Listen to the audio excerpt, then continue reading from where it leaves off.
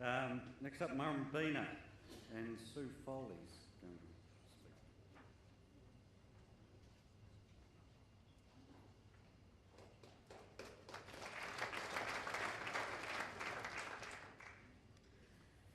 Imagine you've lost your partner of 50 years.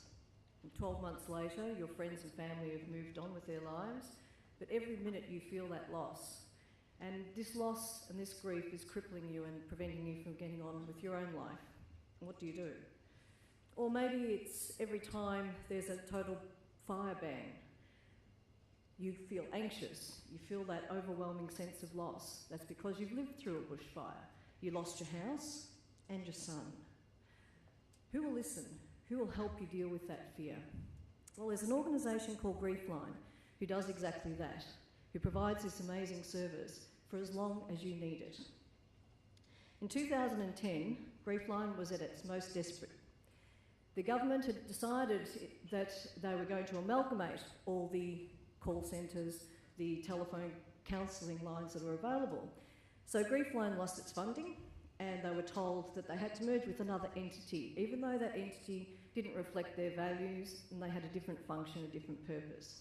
So Griefline decided to go it alone. They had no funding, they had no premises, and their future was very bleak.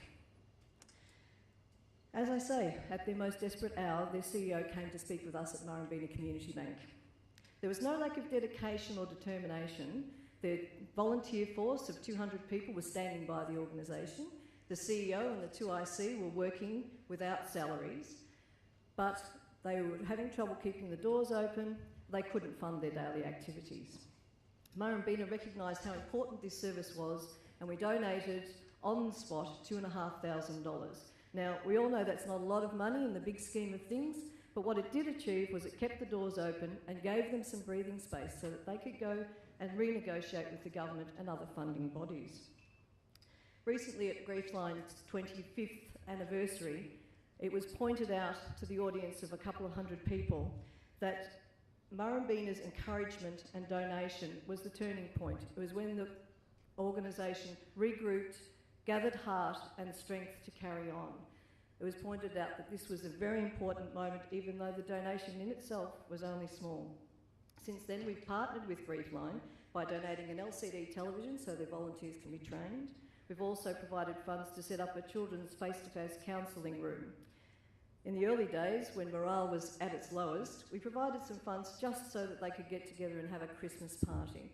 And you'd be amazed at how amazingly powerful that was for their volunteers.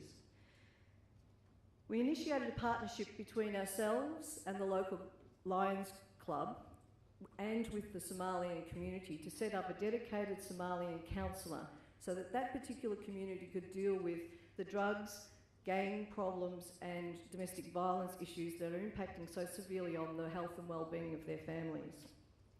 We've also assisted in the rollout of a 1300 number for rural areas.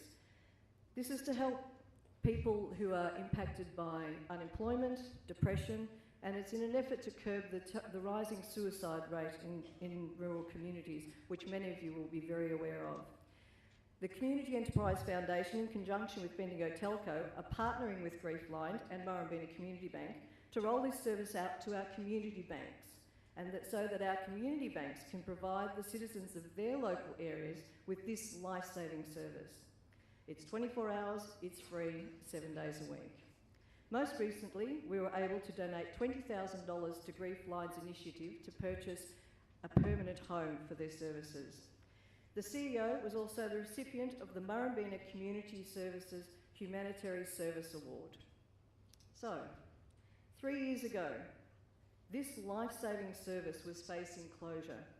Today, it's looking to roll out services Australia-wide. All because one organisation held true to the community bank philosophy. We hear, we care, how can we help?